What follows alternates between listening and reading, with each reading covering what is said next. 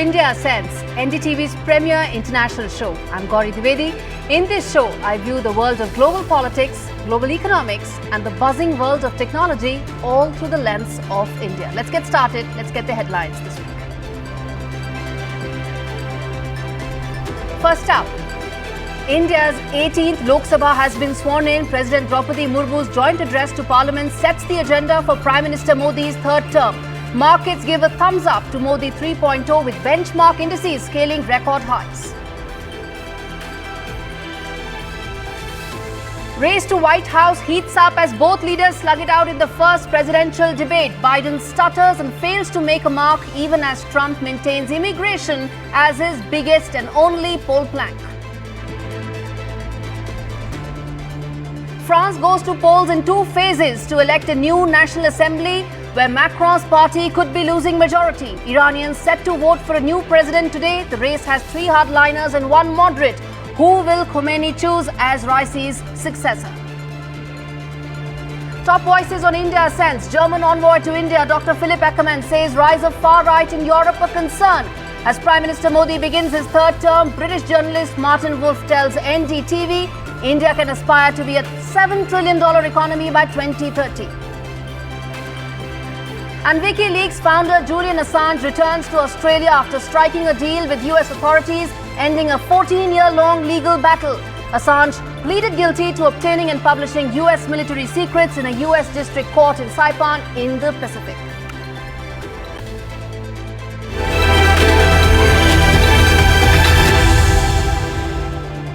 The big story this week on India Ascends. Race to the White House heats up. Current President Joe Biden and his predecessor Donald Trump faced each other in their first presidential debate. This is the election that the world is watching, and it impacts everyone from Russia to China to Europe to Ukraine to Israel and of course to India. But unlike New Delhi, where irrespective of whichever candidate wins, policy continuity is going to happen, it may not be the same for some of the others. And here's why. Russian President Vladimir Putin is wondering if Trump comes to power, how will the Ukraine conflict end? Trump said on the debate that unlimited supply of funds and weapons to Ukraine must stop. Chinese President Xi Jinping would be wary the next occupant of White House could come down heavily on Taiwan, Tibet and trade. While Trump is set to double down on tariffs, Biden is likely to harden stance on China's invasion of Taiwan.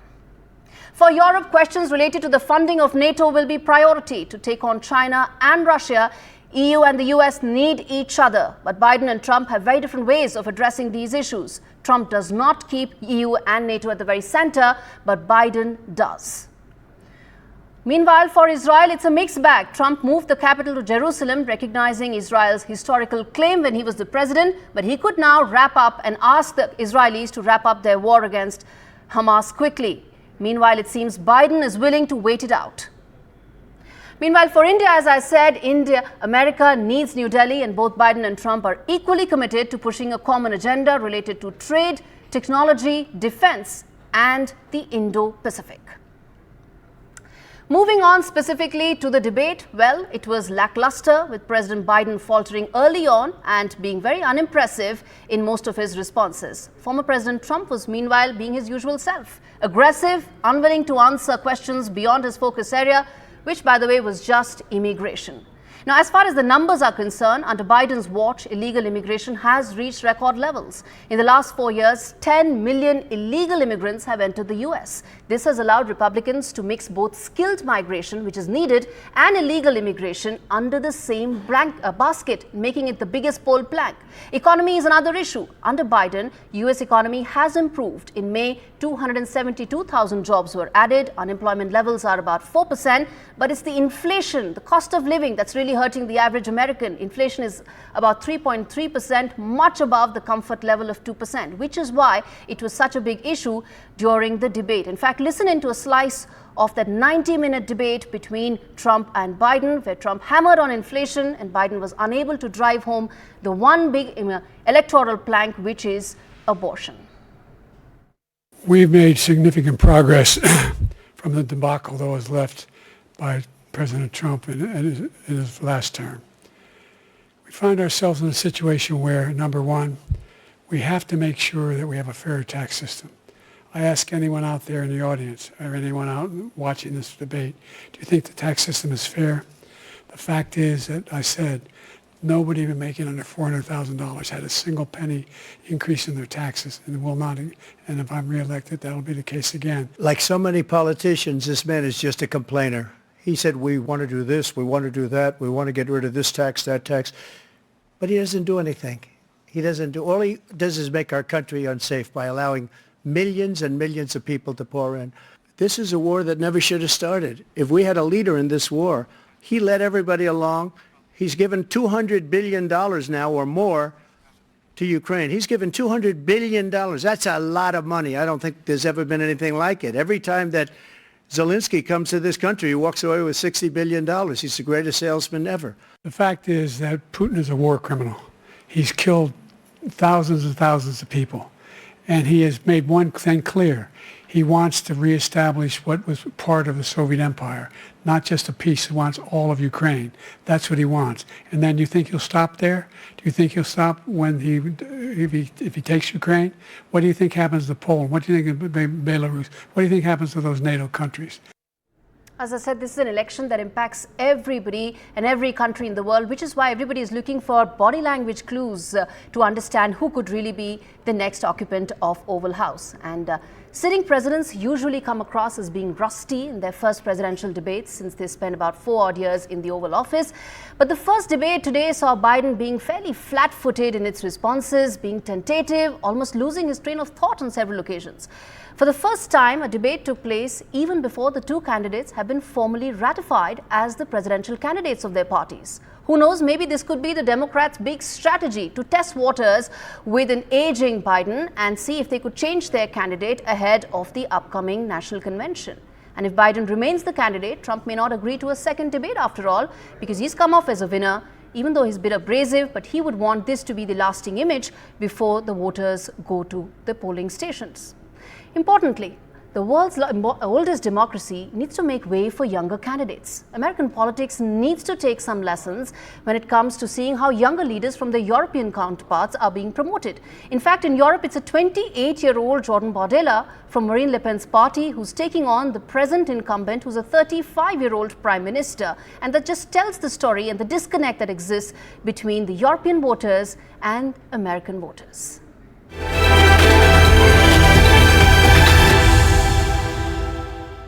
French polls is what we are discussing on Wide Angle today. It could change the course and direction of French politics going forward. French are voting for the National Assembly in 2 phases, and Macron and the world will know if he will have to live in cohabitation.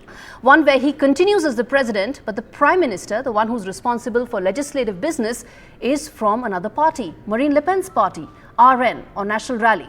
Given Marine Le Pen's anti-globalization stance, battles with the European Union, a history of friendliness with Russian President Vladimir Putin, it could be that France may be in for some instability or possibly even disruption. Who knows?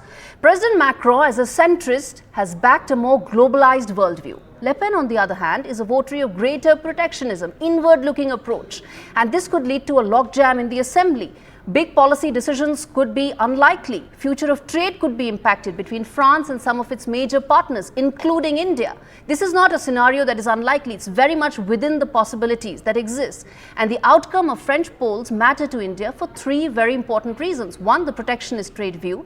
2nd, the hawkish stance that the right-wing party has on immigration. And lastly, France is the biggest maritime power in EU. A Eurosceptic PM could signal a change in the Indo-Pacific policy of the entire EU. And that, of course, will have huge ramifications for how India's strategic direction will be for the Indo-Pacific. Now, European Union is a bloc of 27 countries. India is the 3rd largest trading partner with 88 billion plus in terms of trade in goods in 2021, about 11% of India's overall trade for the year. With Le Pen's party being Eurosceptic and even some would say anti-European, EU trade is bound to be impacted. And world needs to brace for some very contrary signals that may come from Paris in the next couple of months. Macron would be in charge of foreign, defense and the larger European policy, but Le Pen would be in charge of domestic policy. And here's how it's going to play out.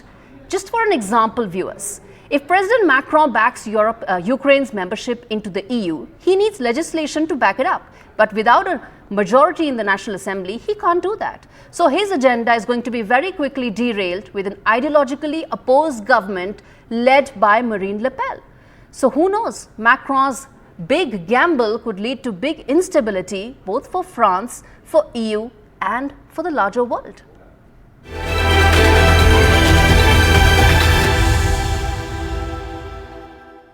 The Top Voice segment on the show. Well, the 8th of July is when we will know, the world will know whether Macron's big gambit has paid off or not, but the instability is set to impact the entire European Union.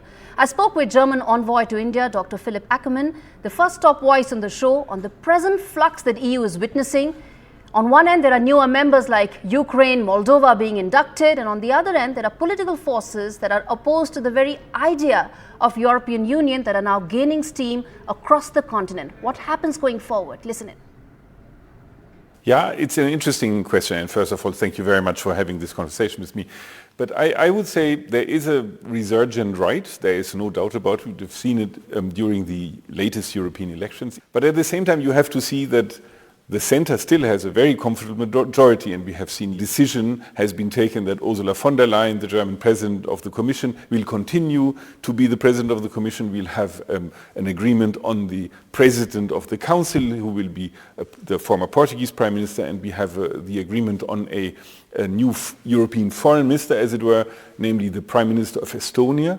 And that shows that the European Union has a clear decision and resolve to continue to be a very, very important political and economic factor. So I say yes, there are question marks. There are parties in Europe that might wish to change one thing or the other, but overall I think the elections have shown that the center left and right, center left and right, has a very, very good majority. Now, you are referring to the new candidates, and as you rightly say, Ukraine and Moldova have been the newest of a series of candidates. The negotiations have started. Exactly. It's a long process. It's a very long process. We won't see them the day after tomorrow joining the EU. And you should not forget there are a couple of other countries in line, like Kosovo and Albania and Montenegro and some Balkan places who want to join the European Union.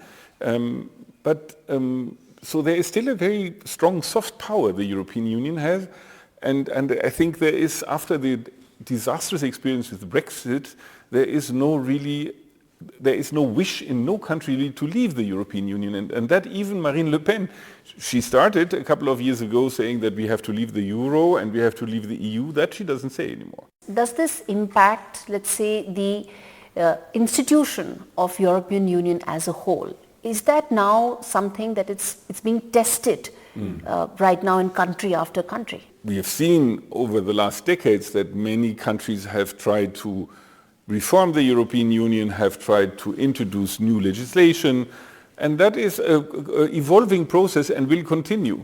And therefore, I think that I'm pretty confident that even with new composition of members in the European Parliament, we will have a big majority for those who want to continue to work in a constructive way within the European Union. And one thing you should not forget is that these right parties who now get a bigger share of the seats in the European Parliament, they don't like each other so much. So, for example, the German right-wing party and the French right-wing party don't get along, not at all. Is that a comforting factor? It is basically meaning that the extreme right is not, showing the strength or the overwhelming share of its role in the European Parliament. It's a fractionized right, which means that the center is more powerful. I can say that, I think. And what happens to some of the fundamental policy framework that defines the EU? And we would see some of that in France as well, post 7th of July, whether it is around immigration, whether it is around fundamental issues related to economic unity. Do you think those specific issues could possibly undergo a lot of change? So I think you'll have a new political shift in the European Parliament that will reflect European legislation. It will reflect policies in the Commission and in the Council. There is no doubt. I would say there is one central problem in Europe that is reflected in the election result. That's the problem of migration. Everything else is, I think, manageable. But the migration thing, there is so much pressure from the east and from the south to the European Union that countries, including mine, people get more and more uncomfortable with the situation of illegal immigration. And you will see that the new Commission will try to take more decisive steps to dim or to reduce illegal immigration as much as we can. There must be a sort of a channelization, there must be a regulation of migration. At the same time, and that's very interesting, almost all of Europe need skilled labor migration. Why? Because the demographic development in Europe is so frightening. Germany has a birth rate of 1.5, 1.6. If we want all of it is under, it's under the TFR of 2.1. TFR, exactly. Needed for replacement. Exactly. And in countries like Poland or Spain or Italy, it's even lower than that. So in order to all keep of such issues get impacted because everything falls under the umbrella idea of immigration, and even the skilled migrant issue sort of gets lost in it. So I don't think that this is necessary. And I think when you talk to Germans, for example, the country I represent here, people can distinguish between legal and illegal immigration. So there is when the small and medium-sized entrepreneur looks for skilled workforce, he has the sympathy of his colleagues in the plant or in the factory.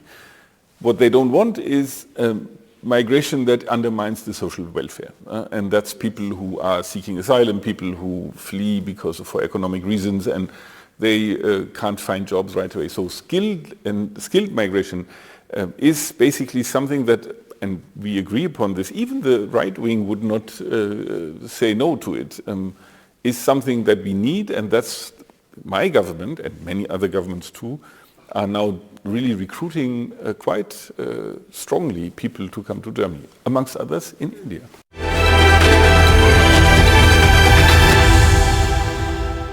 People vote their president in Iran, but in reality, candidates are first vetted by the Supreme Leader Ali Khamenei and then allowed to contest in a largely scripted election. Now, these elections have been necessitated by the death of President Raisi. Like all despotic regimes, who wins these elections is not determined by the people, but by the fact who suits the Supreme Leader, whose agenda suits the Supreme Leader's agenda the best. Now, there were 6 candidates, 5 were hardliners with close ties to the Islamic Revolutionary Guard Corps. 2 of these have dropped out, and now there are 3 that are hardliners and 1 that is a moderate. This is meant to ensure that there are better chances of the 3 hardliners, that is Saeed Jalili, Mohammad Khalibaf and Mohammad Zarif, against the reformer candidate, that is Masoud Pezeshkian. But the interesting thing is, 3 out of the last 4 presidents of Iran did not share a great rapport with the IRGC. The last president, Ibrahim Raisi, shared not so cold vibes with the group only because he didn't happen to serve in the military outfit. Now, does this mean that these 3 hardliner candidates are out of the race? Well, the matrix is not so simple. As I said, it's all about what the Supreme Leader wants. On paper, the 4th candidate, that is Masoud Pezeshkian, is a reformer. He could be a good counter to the hardline politics that's playing out in Iran. It could be a good thing to say to the world, to the Western media particularly, but in reality, he is in the race to ensure better voter turnout, since higher turnout will allow the regime to claim legitimacy and voters will come out only because there is a moderate voice on the ballot. Khamenei would not want a very strong leader since he may represent a threat to him, and that could be the only reason why Pezeshkian could be in the race on a serious note. But alternatively, Khamenei may prefer someone with a firm ideological stance, since he has shaped all Iranian institutions in a manner that only the most ideologically aligned are in power. But whoever may be selected as the next president of Iran, his biggest priority will be to use Iran's proxy network at a time when Israel is set to escalate its conflict with Lebanon. This very proxy network forms the very core and very integral part of Iran's security policy and foreign policy. Take a look at how important and vast this entire network is. Since the Islamic Revolution in 1979, Iran has formed, supported and funded a growing number of fighting forces throughout the region. Iran's Quds Force is the main point of contact with these groups. arming them with weaponry and providing them with funds and training. The Quds Force is a part of the Islamic Revolutionary Guard Corps, the primary military outfit of Iran. This network of fighters has been created to serve the Iranian regime's larger political goals of regional hegemony, limiting Western influence, and creating a united front against common enemies, primarily Israel. So who all form part of Iran's proxy network? Hezbollah, a Lebanese political party and militant group, forms the core of Iran's proxy network. Then there are groups in Shiite Muslim majority countries such as Iraq and Lebanon. Militant outfits in Sunni majority Palestinian territories, Syria and Yemen are also part of this network. Hezbollah is a known terror organization which has helped Iran bridge the Shiite Arab and Persian divides. Iran has also used Hezbollah to support the Bashar al-Assad regime in the civil war in Syria. Tehran's support also extends to the Houthi rebels in Yemen. This proxy network provides Iran complete immunity, and no president will dismantle it. With that, we're slipping into a very short break. Stay with us. We come back with lots more on the other side.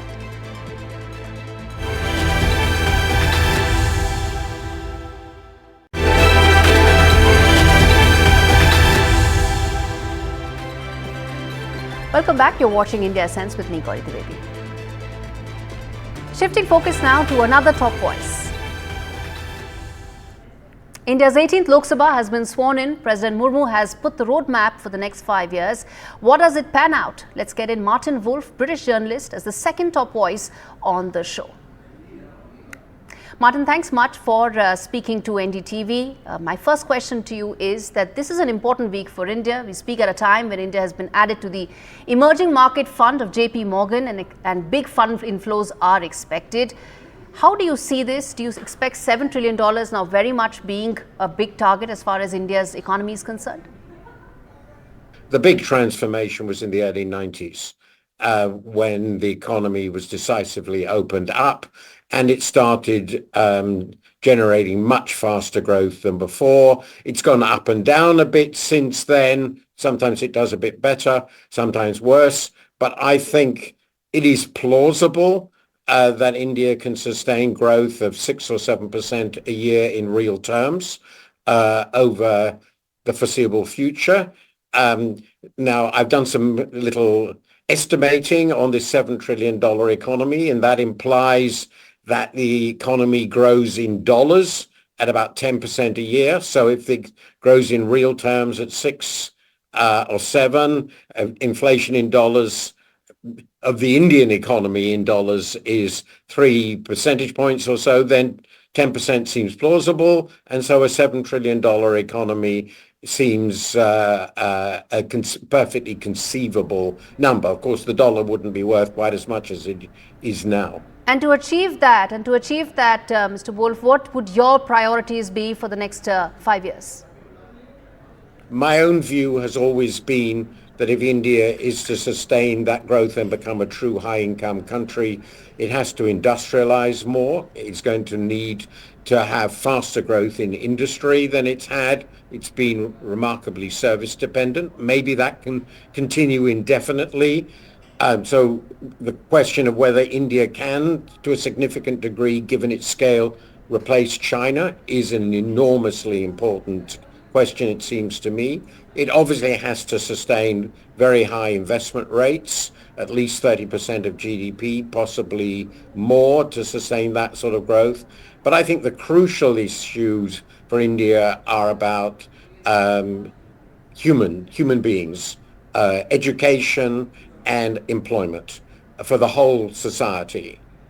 I'm afraid I'm completely out of time. I have to leave it there, Mr. Wolf. Thanks much for speaking to NDTV. And with that, completely timed out on this edition of India Essence. Thanks very much for watching.